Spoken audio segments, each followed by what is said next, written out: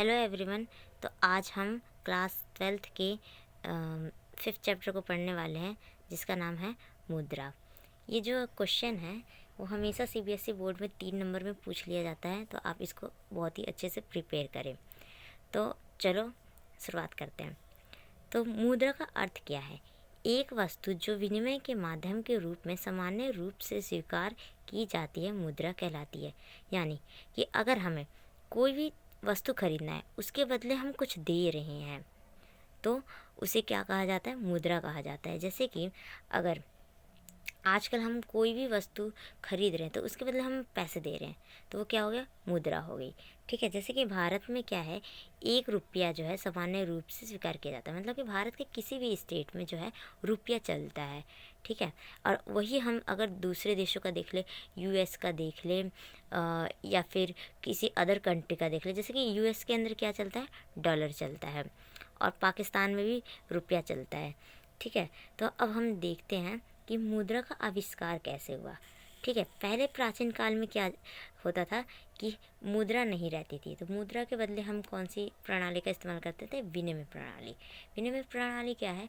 जब एक वस्तु के बदले हम दूसरी वस्तु देते हैं तो उसे विनिमय प्रणाली कहा जाता है। जैसे कि अगर कोई एक मोची है, उसका जूते का काम है, और वहीं दूसरी और किसान है, उसका क्या है? वो मतलब कि गेहूँ चावल का उपजाऊ करता है।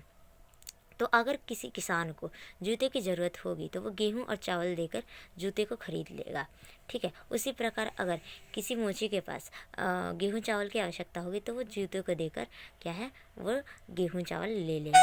लेकिन इसके अंदर क्या है? एक समस्या थी कि किसी के पास बहुत ही अधिक मूल्यवान वस्तु हो जाती थी और किसी के पास कम मूल्यवान वस्तु हो जाती थी, जिसके अंदर ये तय करना बहुत मुश्किल हो जाता था कि उस वस्तु का क्या मूल्य होगा।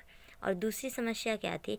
अगर मुझे किसी वस्तु की आवश्यकता है, लेकिन जो मैं सामने वाले से लेना चाहती हूँ उसको, जो मेरे पास वस्तु है वो उसको आवश्यकता नहीं है उस चीज़ की, तो इसके अंदर क्या होता था? एक्सचेंज करने में बहुत ही ज़्यादा समस्या आते थे। ठीक है। तो उसके बाद क्या हुआ? सबसे पहले सोने व चांदी के सिक्के आए, जिसके द्वारा जो है लोग वस्तु को खरीदते थे या फिर बेचते थे। तो ये जो सोने व चांदी के सिक्के के बाद जो है कागजी मुद्रा आई। कागजी मुद्रा आई। सोने और चांदी के सिक्के में क्या होता था कि ये बहुत ही ज़्यादा मूल्यवान वस्तु होती थी, इसके कारण ये ज़्यादा लंबे समय तक कारगर नहीं हो पाई। कागजी मुद्रा क्या हो गई? दूसरे जो हमारे नोट इस्तेमाल करते हैं, 100 का हो गया, 50 का हो गया, ये सारी कागजी मुद्रा हो गई। और फिर तीसरे नंबर पे क्या आया हमारा? मिश्र धातु से बनी मुद्रा। मिश्र धातु से बनी मुद्रा कौन सी हो गई? जो सिक्के होते थे, जो हमारे 1 रुपये के सिक्के हो गए, 5 के सिक्के हो गए, 10 के सिक्के हो गए, ये सारी मिश्र धातु से बनी हुई होती है और जिनका मूल्यवान भी बहुत ही कम होता है। फिर उसके बाद क्या आई? प्लास्टिक मुद्रा आई। प्लास्टिक मुद्रा किसे कहते हैं? जो क्रेडिट कार्ड होते हैं, डेबिट कार्ड्स होते हैं, ये सारी हमारी प्लास्टिक मुद्रा हुई कि हम एटीएम में जाते हैं और उसको यूज़ करते हैं और फिर हम निकाल लेते हैं पैसे।